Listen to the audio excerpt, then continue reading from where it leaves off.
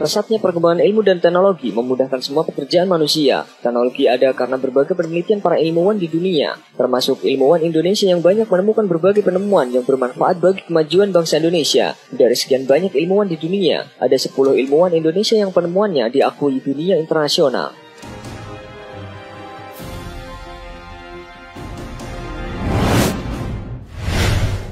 Ikan mujair.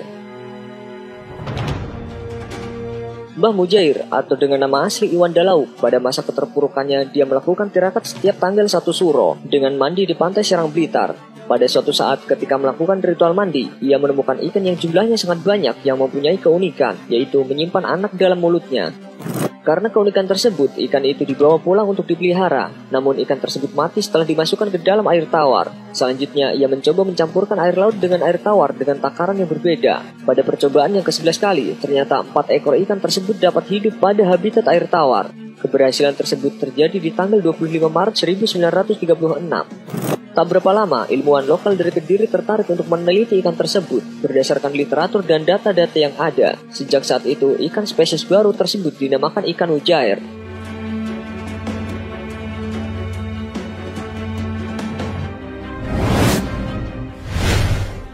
Teori 23 kromosom. Dr. Ji Hinjio, seorang ahli cytogenetik asal Indonesia, menemukan fakta bahwa kromosom manusia berjumlah 23 buah melalui penelitian di Laboratorium Institute of Genetics of Sweden's University of Lund. Temuannya berhasil mematahkan keyakinan para ahli genetika bahwa jumlah kromosom adalah 24 buah. Ia berhasil menghitung jumlah kromosom dengan tepat setelah menyempurnakan teknik pemisahan kromosom manusia pada preparat gelas yang dikembangkan Dr. T.C. Hsu di Texas University, Amerika Serikat.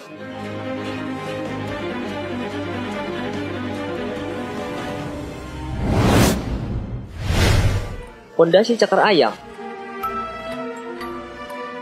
Teknologi ini ditemukan oleh Profesor Dr. Insinyur Sedijatmo ketika ia sebagai pejabat PLN diminta mendirikan 7 menara listrik tegangan tinggi di daerah Rawa-Rawa Ancol, Jakarta. Fondasi yang dibuatnya ternyata mampu mengurangi hingga 75% tekanan pada permukaan tanah di bawahnya dibandingkan dengan fondasi biasa. Fondasi cakar ayam ini kemudian digunakan di Bandara Juanda, Surabaya, yang memungkinkan landasan menahan beban hingga 2000 ton atau seberat pesawat super jumbo jet. Selain di Indonesia, teknologi yang sudah dipatenkan ini juga digunakan di 9 negara lain, seperti Jerman, Inggris, Perancis, Italia, Belgia, Kanada, Amerika Serikat, dan Belanda.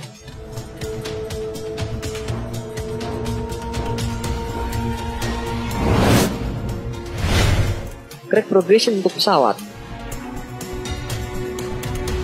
Sebelum era 1970-an, kecelakaan pesawat terbang karena kerusakan konstruksi masih sering terjadi. Sambungan antara sayap dan badan pesawat menjadi titik lemahnya. Kondisi aus pada logam sebagai bahan utama pesawat pun menjadi perhatian serius, karena itulah penyebab terjadinya crack atau keretakan pada tubuh pesawat. Ketika dunia industri pesawat kebingungan karena crack ini, muncullah anak muda jenius yang mencoba menawarkan jalan keluar. Ia adalah Bahrudin Yusuf Habibie. Beliau mampu menyelesaikan misinya hanya dalam waktu 6 bulan. Habibie berhasil mendeteksi bagaimana rambatan titik crack itu bisa terjadi. Perhitungannya ini sangat detail, bahkan hingga pada perhitungan atomnya sebagai satuan ukuran yang paling kecil. Dan saat itu, beliau lebih dikenal dengan nama Mr. Crack.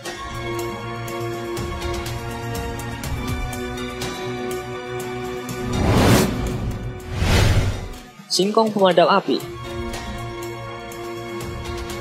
Ketika sedang melakukan uji coba menggunakan cairan pelumas berbahan kulit singkong di Queen Mary College London University, Inggris, Rendal Harto Laksono menemukan teknologi untuk memadamkan api secara efektif dan ramah lingkungan. Ketika itu, cairan buatannya tidak sengaja tumpah dan memadamkan api yang sedang menyala. Setelah diteliti lebih lanjut, ternyata diketahui bahwa cairan tersebut jika terkena panas akan mengeluarkan uap yang dapat menyerang api. Kini temuannya digunakan di berbagai perusahaan pertambangan di penjuru dunia sebagai solusi untuk mengatasi kebakaran.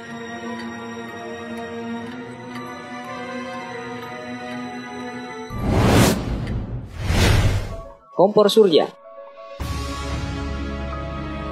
Berawal dari pemikiran, suatu saat kayu hutan dan minyak bumi akan habis. Pak Minto, seorang guru SD Negeri Prambon, Kecamatan Dagangan, Kabupaten Madiun, Jawa Timur, memikirkan pembuatan kompor tenaga surya. Ketika itu, tahun 1986, pengetahuannya tentang sifat lensa dan penerapannya terhadap panas mengilhami pembuatan kompor tenaga matahari itu. Kompor tenaga surya berfungsi ganda, yang dihasilkannya memang tidak praktis, perlu penyempurnaan supaya lebih praktis. Kompor tenaga surya hasil buah karya Minto ini tidak hanya dinikmati tetangga-tetangga dekatnya, tetapi juga oleh para pembeli dari jauh. Ide-ide berkaitan dengan pembuatan alat-alat bertenaga surya terus bermunculan. Kompor suryanya telah dikembangkan menjadi alat pengering tenaga surya.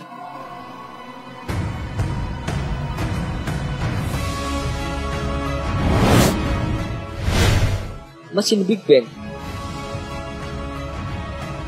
Michael Iskandar adalah seorang pembalap motor dan ahli otomotif Indonesia. Namanya yang dikenal sebagai pembalap Suzuki di tahun 1949, kemudian berlanjut menjadi bagian tim riset balap motor Suzuki di tahun 1963, dan juga sebagai tokoh di belakang suksesnya prestasi balap motor Indonesia. Ia dikenal karena telah menemukan teknologi Big Bang untuk motor GP Yamaha yang saat ini dipakai dan disukai oleh Valentino Rossi. Keunggulan teknologi pada mesin ini yaitu memiliki penyaluran tenaga yang lebih halus meskipun sistem pemindah daya seringkali membuat motor mengalami slide pada ban belakang. Sebagai raja tikungan, Valentino Rossi sangat menggemari mesin ini karena ia memiliki keunggulan ketika melakukan manuver tikungan.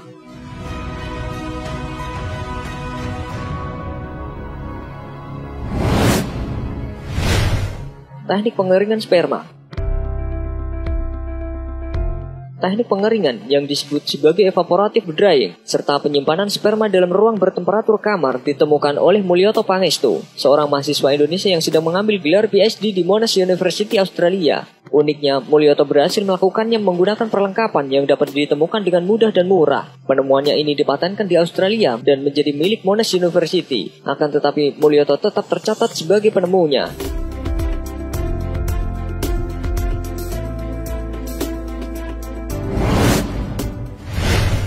Pemindai 4 dimensi.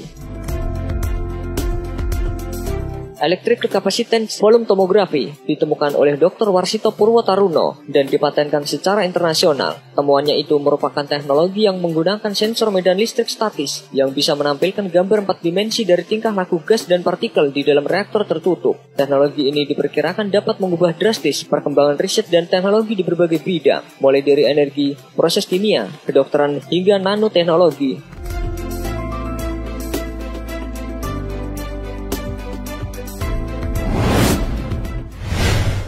Sistem telekomunikasi 4G berbasis OFDM.